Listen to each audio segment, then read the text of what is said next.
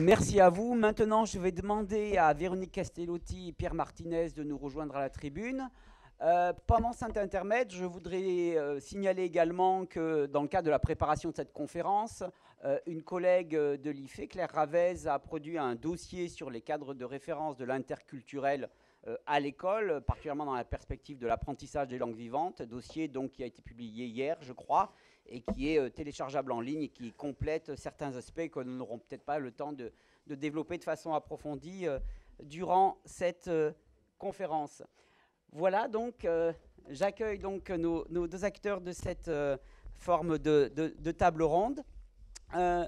Et sans plus attendre, parce que le temps est précieux, hein, nous le savons tous, je dirais pour commencer, Véronique Castellotti, l'apprentissage des langues vivantes étrangères pour beaucoup d'élèves et de parents et de profanes, hein, comme moi aujourd'hui, cela apparaît d'abord comme une matière scolaire dans le cursus.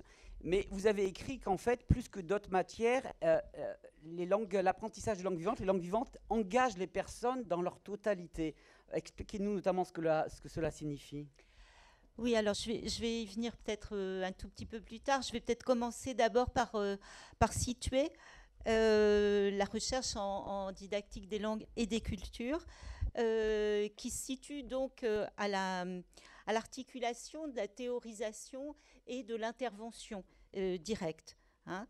Et donc ça veut dire que les questions qui animent les chercheurs dans ce domaine ne portent pas seulement sur les questions de la classe, de l'enseignement et de l'apprentissage, mais aussi de toute la composante du processus d'enseignement et d'apprentissage qui est sous-tendue par des dimensions à la fois politiques, notamment de politique linguistique et éducative, philosophique, historique, sociale, économique, anthropologique, psychologique, etc.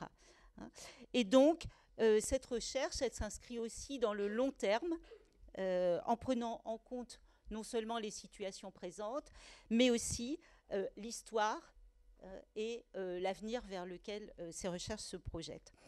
Alors, rapidement aussi, pour essayer de faire un petit état des lieux, hein, on peut parler très rapidement des chercheurs, j'en ai parlé dans ma petite note, hein, qui sont très divers, ces chercheurs en didactique des langues, avec eux aussi des histoires variées, et qui sont plus ou moins, compte tenu de leur situation respective, soumis à des contraintes institutionnelles, en particulier pour certains d'entre eux, celle du ministère de l'Éducation nationale, bien sûr.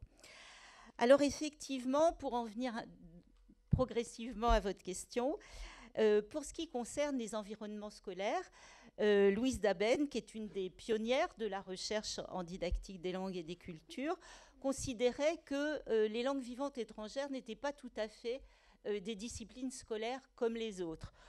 Pourquoi ? Parce que d'abord, elles partagent un certain nombre de caractéristiques avec certaines disciplines, on va dire, plutôt tournées vers l'aspect intellectuel de l'apprentissage, et certaines disciplines qui seraient plutôt tournées vers les dimensions plus corporelles, concrètes, etc., de l'apprentissage, comme les disciplines artistiques, par exemple, ou sportives. Hein. Donc, quand on parle de totalité, c'est effectivement le fait que, peut-être plus que d'autres matières scolaires, les langues engagent les personnes dans leurs dimensions qui sont à la fois culturelles, relationnelles, affectives, corporelles, cognitives, etc. Hein. Donc je pense que ça, effectivement, pour répondre à votre question, c'est une caractéristique importante et on ne peut pas déterminer a priori ni de façon absolue la priorité de l'un ou l'autre de ces aspects. Ce qui découle de tout cela, me semble-t-il, pour notre propos pendant ces 2 jours, c'est que donc il est nécessaire d'avoir une prise en compte transversale de la question du langage et des langues à l'école, transversale à la fois avec les autres disciplines scolaires, parce que la langue, c'est aussi ce qui sert à transmettre toutes les disciplines scolaires, mais aussi transversale à la sphère langagière, c'est-à-dire de penser de manière intégrée les différentes langues présentes à l'école, langue première, langue seconde, langue étrangère, etc. Je pense qu'on en reparlera dans le courant de ces 2 jours. Ça entraîne un certain nombre de choix qu'il faut questionner en matière justement de politique linguistique et éducative. Quelle langue proposer dans le système scolaire? À quel moment? De quelle façon? Est-ce qu'il faut absolument enseigner l'anglais? Et si oui, quand? Est-ce qu'il faut réserver, par exemple, ce qui se passe actuellement, les enseignements bilingues à horaires partagés aux langues régionales? Ou est-ce qu'on peut élargir ce genre de questions? Quelle diversité linguistique peut-on prendre en compte à l'école? Et comment valoriser cette diversité sans la réduire? Alors, peut-être que ces questions de politique linguistique et éducative seront assez peu traitées pendant ces 2 jours, malheureusement, mais je pense qu'elles sous-tendent un certain nombre d'autres questions qu'on va travailler ici.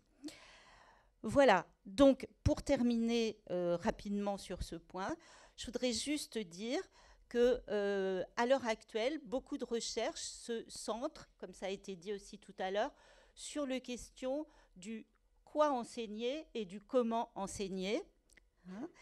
Et que donc, les recherches abordent des contenus et des thématiques diversifiées, mais qu'elles sont donc très centrées sur le comment, avec le risque de les réduire à leurs aspects immédiatement utilitaires ou pour le moins fonctionnels ou appliqués. Il me semble donc, pour terminer ce point, qu'il ne faut pas dissocier ces questions d'une réflexion plus approfondie sur ce que sont les langues et sur, plus au fond, le sens de leurs apprentissages. Parce que poser la question de cette façon, c'est réintroduire la question de l'humanité avec les langues, des rapports aux langues dans nos sociétés et de nos relations à ce qu'on pourrait appeler des autres en langue. Et j'y reviendrai tout à l'heure, mais je vais laisser peut-être la parole tout de suite à Pierre pour interagir avec ces questions-là. Je retiens... Oui. Je retiens dans votre dernier développement quand même que vous insistez donc sur cet aspect qu'il ne faut pas réduire les langues à l'utilitarisme. Pour le redire dans des mots plus profanes, en gros, on n'apprend pas une langue uniquement pour faire quelques meetings professionnels, pour son tourisme ou pour essayer d'avoir une sorte de lingua franca quand on se déplace, quoi. Il y a autre chose en jeu. On y reviendra parce que ça, c'est souvent la perception commune qu'on peut en avoir spontanément. Alors, Pierre Martinez, justement, aussi dans les aspects, les perceptions communes qu'on peut avoir, quand on tape un mot, une phrase dans un de ces outils en ligne, très séduisants et de plus en plus perfectionnés, on se rend compte parfois qu'il y a des problèmes, qu'on rencontre des problèmes qui ne sont pas que des enjeux de traduction littérale, mais aussi des enjeux culturels. Alors moi, je prendrai un exemple tout à fait personnel, je suis désolé de dire, mais par exemple, on s'aperçoit qu'aller déjeuner en France n'a pas le même sens que ce que c'est un lunch en Grande-Bretagne ou quand on va déjeuner avec des collègues aux Pays-Bas. Ici, nous, on prévoit toujours un temps où on peut s'asseoir, etc. Donc, on comprend bien qu'on est là dans un processus, un rituel qui a des aspects culturels, civilisationnels importants et qui n'ont rien à voir avec la traduction littérale. Alors, je prenais cet exemple vraiment trivial pour souligner quelque chose que j'ai bien compris, sur lequel vous insistiez dans votre travail, c'est que les approches pédagogiques et didactiques de l'apprentissage de langue doivent prendre en compte ces aspects culturels, notamment. Bien sûr, merci. Véronique Castellotti a dit déjà beaucoup des choses que je pense. Nous partageons beaucoup d'idées, bien sûr, tous les deux. Quant à votre question, on peut presque la récuser. La traduction littérale ne veut rien dire. Littérale ne veut rien dire. Il n'y a pas de traduction littérale. Il y a forcément une traduction en contexte. Et j'en donnerai peut-être un exemple tout à l'heure, mais je ne crois pas que ce soit une question centrale, si vous voulez. On est là dans le dialogue qu'on va avoir avec la machine, avec des outils tout à fait intéressants, mais qui ne sont pas au cœur de notre problématique aujourd'hui. Et je voudrais, moi, revenir plutôt sur certains éléments qui me semblent déterminants dans la motivation à l'apprentissage des langues étrangères. Ça, c'est une question. Pourquoi est-ce qu'on apprendrait les langues étrangères? Alors, il faut dire que la question touche à la nature assez complexe de la langue elle-même. Vous avez bien lu ma note et certains d'entre vous l'ont lu. L'idée est que la langue a un caractère ambigu. Apprendre une langue, ça ne rapproche pas forcément de l'autre. D'abord parce que dans de nombreux contextes, des gens qui parlaient la même langue se sont battus, et que ce n'est pas parce que vous savez, par exemple, l'allemand, que vous n'allez pas être un Franz Marc qui se bat dans les tranchées jusqu'à la mort contre les artistes qu'il révère, qu'il a connus, amis à Paris, etc. Et ça, c'est inexplicable. Et la langue ne résout rien. Mais en général, quand même, on va prendre un point de vue plus haut. En général, la construction du savoir, vous savez ce qu'on appelle un peu trop doctement une épistémologie, la construction du savoir, puis la transmission de ce savoir qui est le propre de ce que nous essayons de faire ici et ce sur quoi nous réfléchissons, et même ce que j'appelle, et d'autres aussi bien sûr, un savoir-vivre ensemble, c'est-à-dire une forme de civilité, réclame probablement la connaissance de la langue de l'autre. C'est tout de même un pas vers l'autre que d'apprendre sa langue, même si, encore une fois, je le répète, ça ne résout pas tous les problèmes. Alors, quant à nos travaux scientifiques, ils sont de l'ordre de la pensée complexe et ne se résument pas, comme on l'a vu sur le diaporama, en un mot, oui ou non. Simplement, ils ont une obligation, comme en droit, l'avocat a une obligation qui est une obligation de moyens et pas de fin. Il n'est pas sûr du résultat.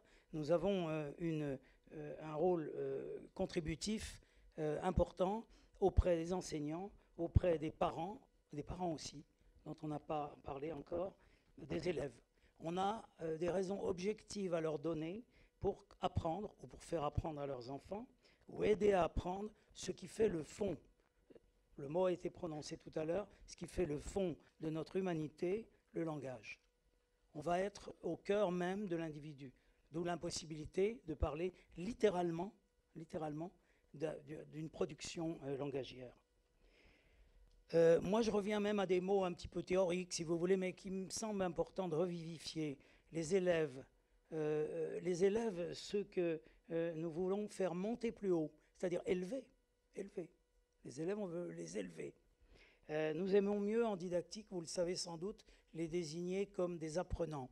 Ça veut dire qu'ils sont dans une posture, dans une position, une attitude mobilisée, motivée, à la fois cognitivement et affectivement. Et ce que nous attendons d'eux, c'est qu'ils soient conscients de ce qui est en train de les fabriquer, les élèves, comme hommes ou femmes, et ce qu'ils vont devenir. C'est l'objet de notre travail. Et c'est une pensée, vous le voyez, qui est très loin du terre-à-terre qui malheureusement nous occupe tous les jours. Chaque apprenant a son histoire propre, sa biographie langagière, son projet qui est plus ou moins le sien. Il n'en est même pas souvent dépositaire. C'est le projet collectif d'une société qui veut ou qui ne veut pas qu'il apprenne une langue étrangère en fonction des cursus qui sont mis en place. C'est aussi ce qui régit ces apprentissages, son groupe d'appartenance sociale et familiale. Et il y a de profondes inégalités à cet égard, par exemple en termes de mobilité. Il y a des enfants qui vont 3 semaines tous les étés en Angleterre parce que les parents peuvent payer un séjour à l'étranger. C'est aussi la décision, donc au départ raisonnée des parents. C'est l'histoire du pays aussi qui a installé un jacobinisme linguistique. C'est largement le cas de la France. Ce sont les lois de l'économie en général qui pèsent sur ces apprentissages. Alors ce sont sans doute des banalités, ce que je dis, mais il faut les garder présentes à l'esprit dans une réflexion forcément parcellaire, pointue, qui va porter sur des éléments de l'apprentissage et de l'enseignement. Si on regarde plus au large, je serai un petit peu plus rapide, on essaie difficilement dans l'enseignement de concilier des contraires. L'échange mondialisé, on l'a évoqué tout à l'heure, nous mène à une lingua franca, un parler commun qui est pour l'instant l'anglais. Je passe rapidement sur ce que j'ai un peu développé dans ma note préparatoire, qui est que dans toute l'Asie de l'Est, c'est le chinois, le mandarin qui occupe le terrain. Hein. Il y a des situations bien différentes à cet égard, mais néanmoins, on peut dire, hélas, tristement, que dans les couloirs de Bruxelles, quand un Italien et un Français se rencontrent, maintenant, de plus en plus souvent, ils parlent anglais ou anglo-américain. Et ça, c'est très profondément une question qu'on doit se poser, parce que même si nous travaillons au niveau de l'école primaire, du collège, nous avons à créer des attitudes d'esprit qui amèneront à d'autres positions dans la vie ultérieurement. On peut encore questionner la gouvernance linguistique à cet égard. La gouvernance linguistique universitaire, par exemple, celle qui fait que les appels d'offres sont de plus en plus souvent en anglais, ou bien encore le cas des formations délocalisées qui se font en anglais. Nos universités envoient des cursus entiers en anglais ou accueillent au contraire, cherchent à attirer des étudiants en donnant des cours en anglais. C'est une problématique que je n'ai pas le temps de traiter, qui est complexe elle aussi, mais qui néanmoins doit rester présente à notre esprit. Les revues scientifiques, elles aussi, y participent. Toutes les carrières universitaires, mais subséquemment, la formation des enseignants dépend d'un certain nombre de revues cotées qui de plus en plus sont en anglais. Eh bien, si vous voulez, je termine là-dessus, c'est à l'école que doit commencer ce mouvement des esprits vers d'autres attitudes, d'autres mentalités et d'autres perspectives. C'est à l'école que le travail de base doit se faire. On est dans une période d'élection européenne, et ça me touche beaucoup, le fait que personne, mais personne, dans son programme, ou dans son discours, ou dans les rencontres qu'il anime, aucun homme politique à l'heure actuelle, à ma connaissance, ne pose la question des langues de l'Europe, qui ont pourtant été un des ciments depuis Stefan Zweig et d'autres. Pardon, mes références sont souvent celles de l'Allemagne, mais on pourrait en trouver d'autres, bien sûr, ailleurs. Eh bien, depuis cette époque-là, on a, à mon avis, pas beaucoup progressé. Hein, je suis originaire de l'Est de la France, très sensible à cette question. Eh bien, je dois dire que je ne comprends pas que le thème des langues de l'Europe ne fasse pas partie des programmes politiques actuels. Ça, c'est une question que nous devrions peut-être animer, nous qui sommes des acteurs de ce domaine. Kundera écrivait en 1983 « L'Europe n'est pas un État », avant la chute du mur de Berlin. L'Europe n'est pas un État, c'est une culture ou un destin. Et on est, je pense, dans ce moment de bascule qu'il ne faut, à mon avis, pas oublier un instant. Je pense pouvoir soulever un dernier point qui m'intéresse et ensuite je conclurai. Ça va, monsieur le modérateur? Dites-moi combien? Une minute? Non, allez-y. D'accord.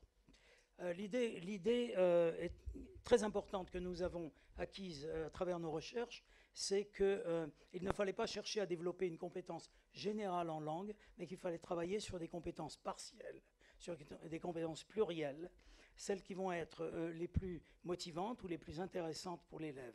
On n'est pas obligé d'être bon en tout dans une langue. Et ça se traduit relativement peu dans les cursus et dans les évaluations. C'est un point sensible que je voudrais toucher et qui sera sans doute abordé par des spécialistes plus pointus que moi ultérieurement.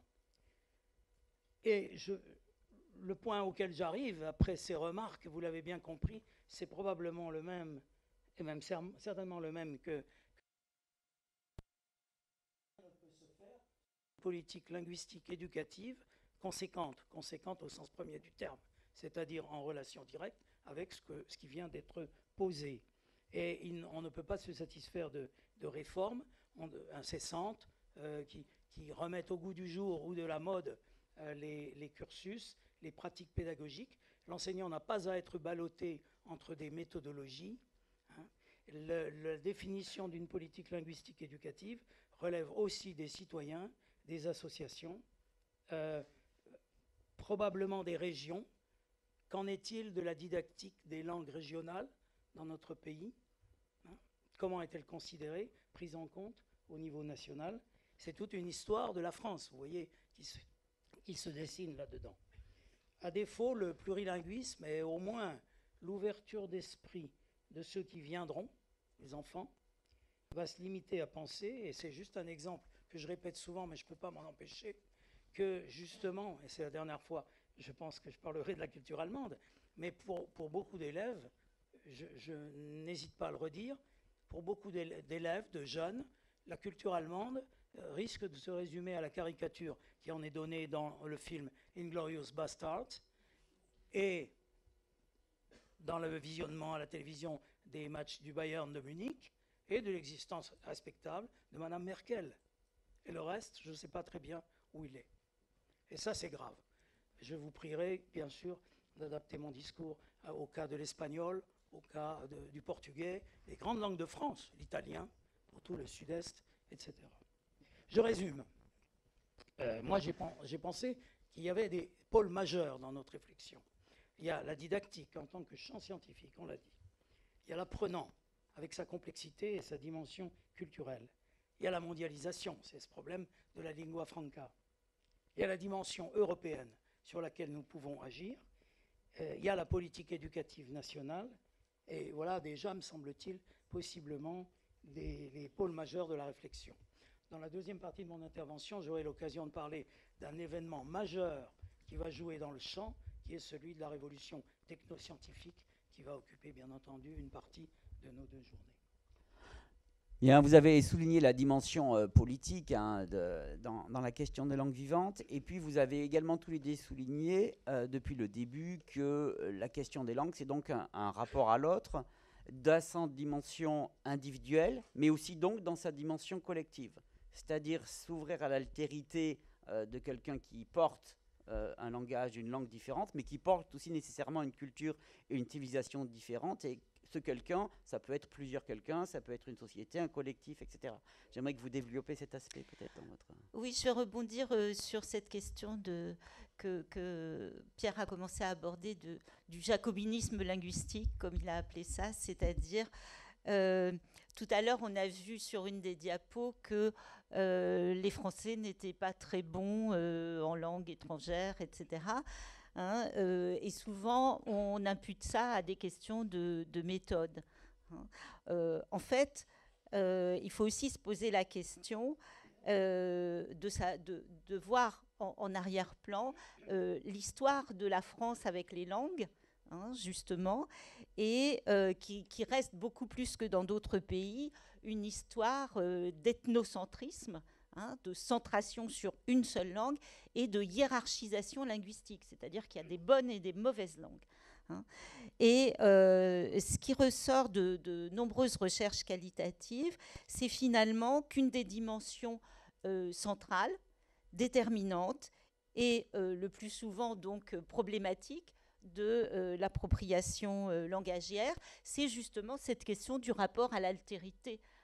C'est-à-dire qu'on n'est pas porté par notre histoire vers cette altérité, et ça se pose aussi sur le plan des langues. Et le problème, c'est que le rapport à l'altérité, ce n'est pas quelque chose qu'on peut décréter, qu'on peut imposer.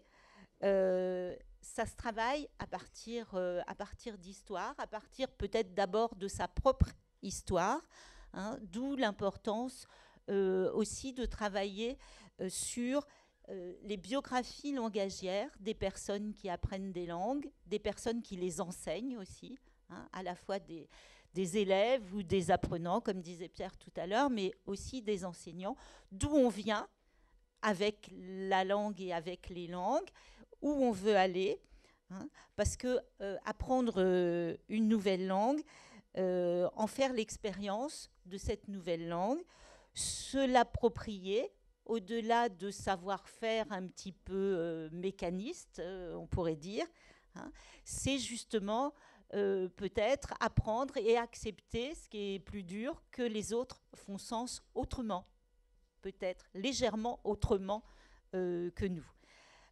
D'où la proposition de donner au pourquoi dans les deux sens, pourquoi, mais aussi pourquoi, vers quoi, c'est-à-dire à la relation aux autres, une place plus importante et peut-être préalable à celle du comment. C'est-à-dire qu'avant de savoir comment apprendre, peut-être qu'il faut se poser la question de pourquoi on apprend. Parce que apprendre une autre langue, c'est s'impliquer dans une dynamique de relation, donc si on a affaire à des autres, de relations, de rencontres au sens fort du terme, au sens où les langues, donc, comme le disait Pierre aussi, sont constitutives de notre expérience du monde, de notre humanité. Elles nous disent, ces langues, comment on comprend ce monde. Et donc, elles ne se réduisent pas à des codes. Elles ne sont pas des calques les unes des autres, hein, pour revenir à la question de la traduction. Et on ne peut pas exprimer exactement la même chose dans n'importe quelle langue. Donc, prendre au sérieux le fait que ces langues sont des langues étrangères, précisément. Hein. On pense pas souvent à ce que ça veut dire une langue étrangère. Et avec ces langues, on n'est pas tout à fait les mêmes qu'on serait dans sa langue première, peut-être. Hein. Et je crois que c'est tout ça qu'il faut mettre un petit peu en arrière-plan ou comme base pour réfléchir le reste des questions qu'on va traiter pendant ces 2 jours. Et sur un plan concret, cette prise au sérieux de l'altérité, ça veut peut-être dire aussi qu'il faut commencer par se poser une question qu'on ne se pose peut-être pas toujours suffisamment, celle de la compréhension. Hein. Souvent, quand on pense à apprendre des langues, c'est souvent apprendre à parler dans ces langues. Hein. Et peut-être qu'avant de faire ça, il faut se poser la question de comment on comprend ce qui se passe dans ces autres langues, parce que c'est peut-être d'abord ça, justement, la question de l'altérité. Ça veut dire qu'on va accorder de l'importance donc à la compréhension avec un certain nombre de supports, on y reviendra pendant ces 2 jours, mais aussi à la formation des enseignants, parce que je pense que et pas moi seulement, hein, la plupart des travaux en didactique des langues en reviennent au bout du compte à cette question, celle de la formation des enseignants, parce que les enseignants, ils sont le nœud qui va permettre ce lien, cette rencontre, cette relation, etc., parce qu'ils sont eux-mêmes entre les deux, quelque part. Ils sont eux-mêmes avec ces différentes langues. Et donc, c'est peut-être dans la formation des enseignants qu'on peut commencer à travailler cette question du rapport à l'altérité dont on parlait tout à l'heure. Une formation qui ne soit pas centrée dans ce que j'ai appelé un faire comme, mais sur un être avec, hein, avec les autres. Et donc, que cette formation soit aussi ancrée dans les parcours des personnes, dans leurs histoires linguistiques et culturelles, dans leurs choix existentiels, dans un processus fondamentalement réflexif. Je crois que la formation, elle doit d'abord être réflexive. Voilà. Donc, je termine pour moi. Alors, dernière chose, Pierre Martinez, on va évoquer, vous l'avez dit un peu, le fait que aujourd'hui l'apprentissage des langues, ça ne se résout pas tout le temps dans le face-à-face entre l'enseignant et l'élève dans la classe. Il y a d'autres choses, les films en VO, les réseaux sociaux, les séjours linguistiques, les escape games et je ne sais quoi.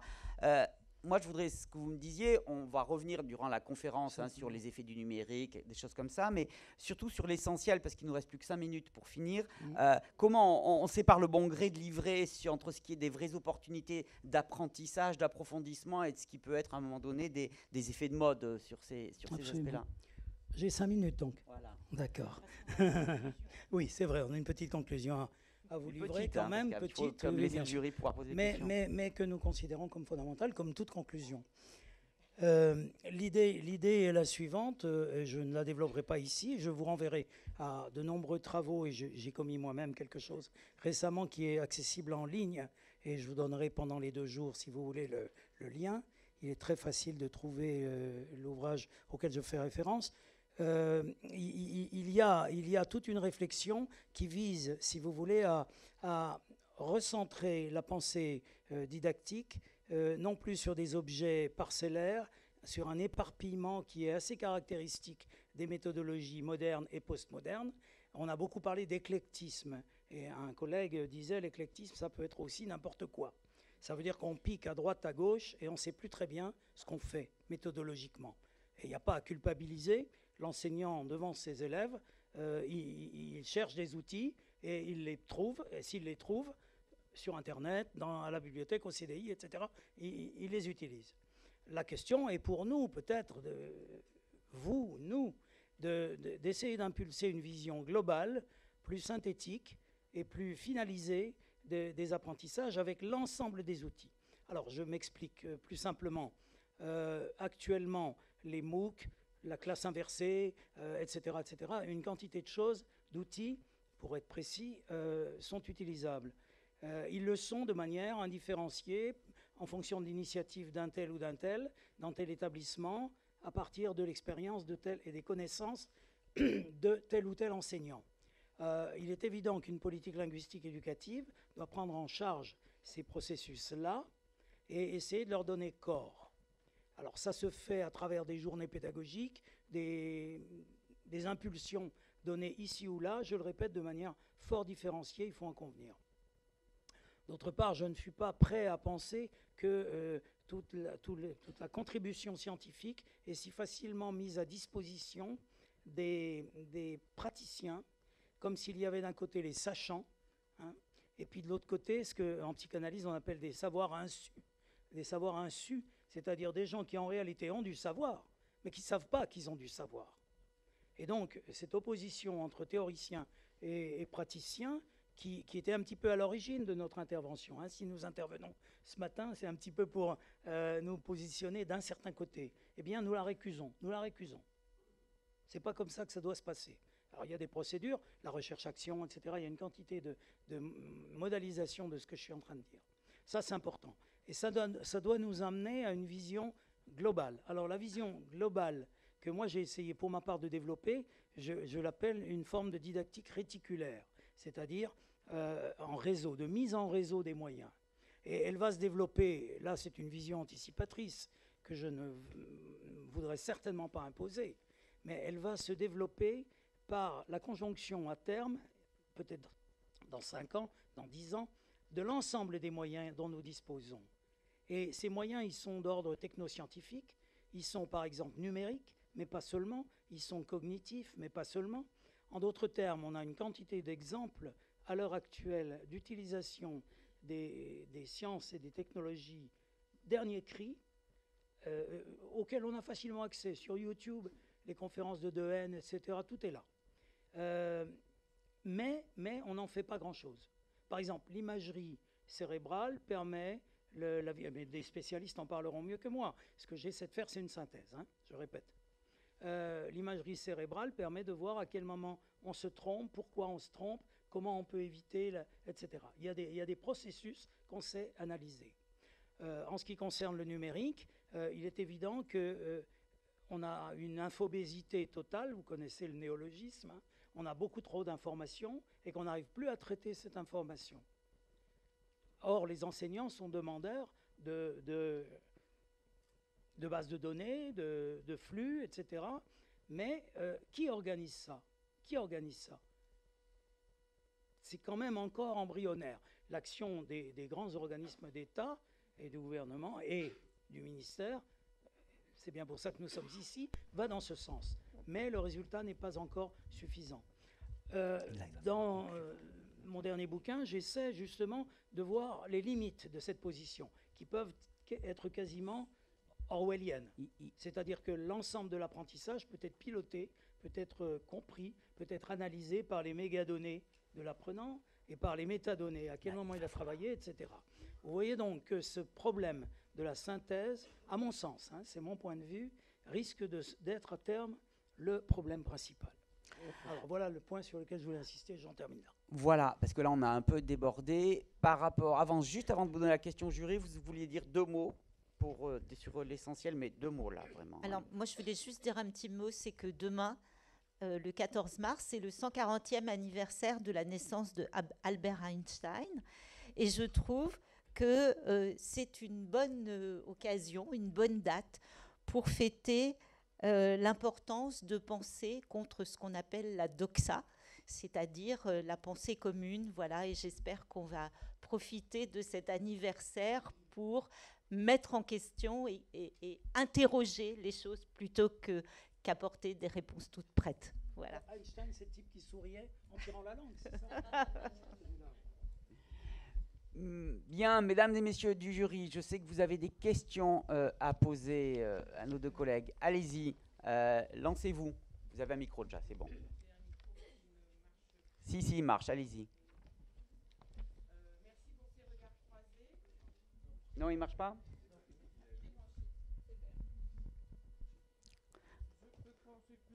Mais c'est pas grave, je vais vous donner le mien et puis on improvise. Merci pour ces regards croisés. J'aurais une première question pour vous, Madame Castellotti. Vous évoquez aujourd'hui et dans votre note une formation, dans votre note vous précisez initiale et continue des enseignants axée sur le rapport à l'altérité. La question que nous nous sommes posée est la suivante. Envisagez-vous plus précisément une formation à l'interculturalité et selon vous, quelle forme pourrait-elle prendre? Alors, ça dépend ce qu'on entend par interculturalité. C'est un peu aussi un mot piégé. Enfin, il y a beaucoup de termes qui sont piégés hein, dans cette histoire. Bien sûr que la dimension culturelle de l'apprentissage des langues est très importante. Hein. Pour parler d'interculturalité, il y a des formes d'interculturalité dont je dirais qu'elles sont un peu anecdotiques. Hein. C'est souvent celles qu'on trouve dans les manuels, etc. Et si c'est ça, je pense que ça ne permet pas, c'est pour ça que je disais ça dépend quelle interculturalité. Si c'est ça, ça ne permet pas d'aller au fond de ce que j'appelle justement le rapport à l'altérité. Hein. En revanche, si on en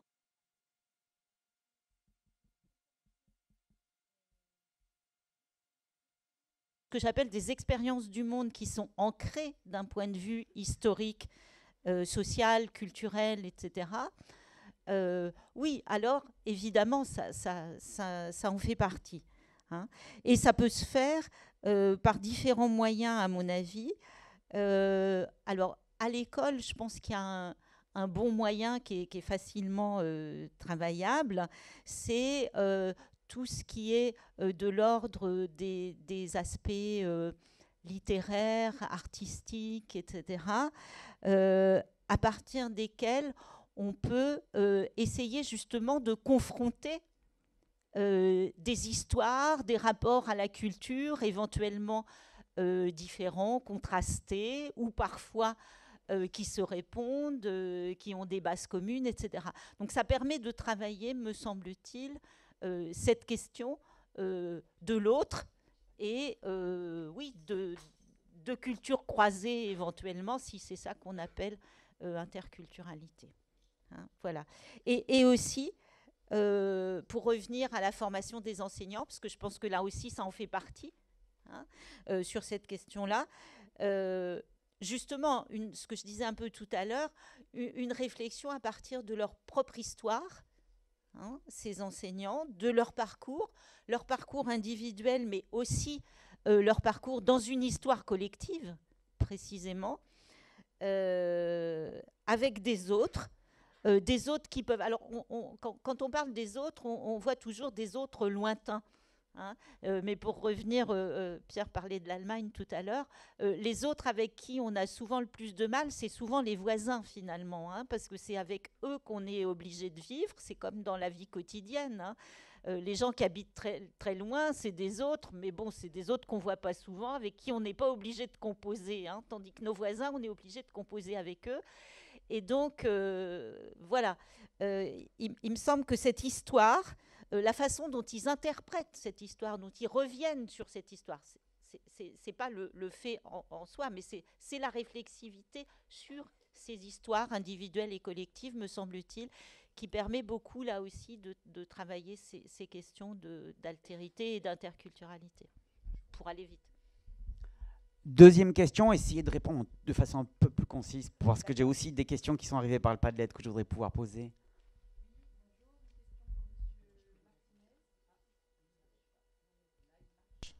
Non, oui, si.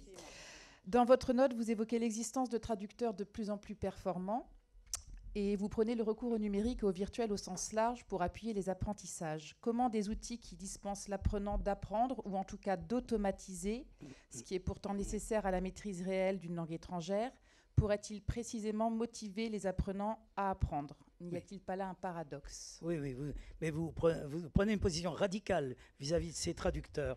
En réalité, je les vois comme des aides. Je vais prendre le cas d'une langue dite modime, vous savez, peu enseignée, le japonais. Eh bien, en japonais, on a actuellement des lunettes de traduction. NTT Docomo au Japon est en train de développer ça pour les Jeux Olympiques de 2020. Et donc, les kanji, les idéogrammes japonais qui sont très difficiles à mémoriser, et les jeunes japonais passent des années à les apprendre, à en apprendre 2000 à peu près dans la scolarité, ces idéogrammes, ces kanji, ne représenteront plus une difficulté. C'est tout un pan de l'enseignement ou de la nécessité d'apprendre l'écriture japonaise qui va disparaître, mais ça n'empêche en rien que les apprenants de japonais seront toujours aussi nombreux. Ça, on en a à peu près l'assurance. Simplement, on fera porter l'effort sur d'autres compétences. Ça rejoint les compétences plurielles dont je parlais tout à l'heure. On consacrera moins de temps peut-être. Peut-être y a-t-il des gens parmi vous qui ont fait du japonais. On aura moins de temps à consacrer à ça, ou alors on le fera pour des raisons culturelles. Par exemple, parce que les kanji sont extrêmement chargés de symbolique, d'histoire, de représentation, la femme, l'homme, le toit, etc. Il y a tout ça. Donc c'est passionnant. Mais vous voyez, les apprentissages vont se déplacer. Mais on ne va pas arrêter d'apprendre les langues étrangères pour cela. Cela dit, effectivement, on a des lunettes connectées qui permettent la traduction automatique. Alors, ce sont avec l'anglicisme learning machine, ce sont des machines qui se perfectionnent sans cesse. C'est-à-dire qu'elles apprennent en fonction du contexte, des contextes rencontrés. Là aussi, dans la salle, je suis sûr qu'il y a des gens plus compétents que moi là-dessus qui pourront en parler, mais on fait des progrès considérables, il faut le savoir. Donc, l'effort pour apprendre les langues étrangères devra porter sur autre chose. Et c'est à nous d'innover, d'inventer. C'est à nous de piloter la technologie. Hein? Vous voyez, je trouve au contraire que c'est passionnant. Alors, j'ai aussi des réactions d'internautes sur le Padlet qui disent pourquoi, tout à l'heure vous avez parlé de la lingua franca et vous sembliez indiquer une certaine critique de l'usage généralisé de l'anglais, que je me permets de dire l'anglais de communication parce que je comprends bien que c'est ça qui est en cause. Et quelqu'un qui dit pourquoi est-il si malheureux d'avoir une lingua franca, c'est tout de même bien pratique pour la transmission des connaissances, de pouvoir lire et comprendre une revue scientifique dans une langue étrangère sans avoir recours à un traducteur. Pendant que vous préparez votre réponse, aussi j'ai une autre question qui a été posée, qui est, on n'a pas évoqué le mot cadre européen des langues, qui est pourtant si important. Alors, je rassure tout de suite, on va en parler durant les 2 jours, évidemment, mais vous avez le droit d'en dire un mot à ce moment-là. D'accord. Oui, bien sûr. Sur le cadre européen, je ne sais pas, je vais laisser Véronique peut-être répondre. Elle connaît mieux la question que moi. Enfin, j'ai beaucoup travaillé ailleurs, là où le cadre européen, justement, redites-moi un tout petit peu le sens de votre question, de la première. Oui, d'accord, mais est-ce un danger, quoi? Oui, d'accord. L'anglais pour les échanges scientifiques, notamment. Là aussi, il ne faut pas avoir une position trop radicale. Mais vous voyez, j'ai participé à une journée de l'UNESCO Place de Fontenoy cette semaine sur e-learning, apprentissage mobile, etc. C'était absolument passionnant. Il y avait des gens du monde entier. Toutes les communications étaient en anglais. Tous les ateliers où je suis allé étaient en anglais. Il y avait la traduction assurée, bien sûr, mais il n'y avait rien. Il n'y avait personne qui prenne l'initiative de parler en français ou en, je ne sais pas, ce qu'on voudra, en swahili. Et pourtant, il y avait énormément de collègues africains, etc. Et puis de dire, faites la traduction. Dans les casques, on pouvait très bien avoir sa traduction. Mais non. J'ai regardé la salle, personne n'utilisait un casque.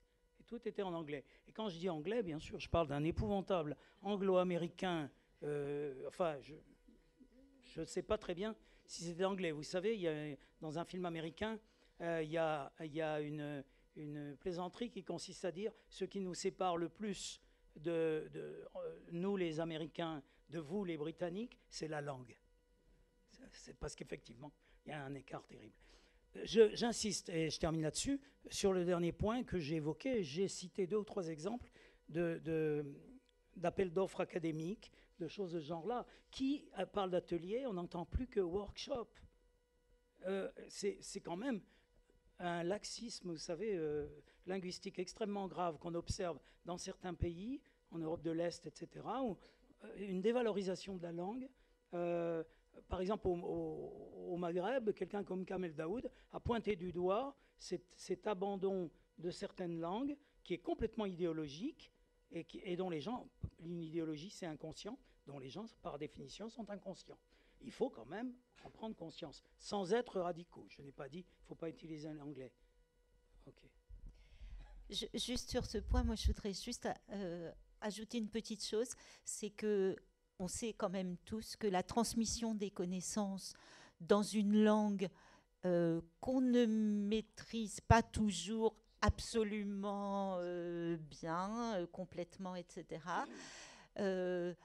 pose question, parce que les connaissances, elles sont aussi construites culturellement. On a des traditions philosophiques, des traditions disciplinaires différentes selon les pays et selon les langues, et que le fait de tout ramener à une seule langue pose aussi question, et y compris les scientifiques des sciences dures disent ça, c'est pas seulement une lubie de franco-français. Bien sûr.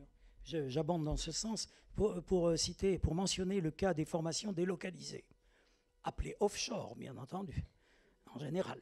Mais ces formations délocalisées sont souvent faites dans un anglais épouvantable. Je l'ai constaté au Vietnam ou en Thaïlande, j'ai entendu les cours, les élèves eux-mêmes parlent assez mal anglais, parce qu'en Asie, c'est pas toujours un très bon anglais qui est surtout compris. Mais il était mal enseigné en plus. C'est-à-dire les contenus étaient mal enseignés. C'est extrêmement compliqué. L'économie, vous vous rendez compte, ou l'histoire, comment vous faites? La politique, les sciences politiques, si on ne se comprend pas. Alors là, il faut quand même un effort. Je répète, je n'ai pas dit non, mais j'ai dit mieux. C'est pas la même chose. Je vous remercie pour cette première séquence. On va marquer une pause.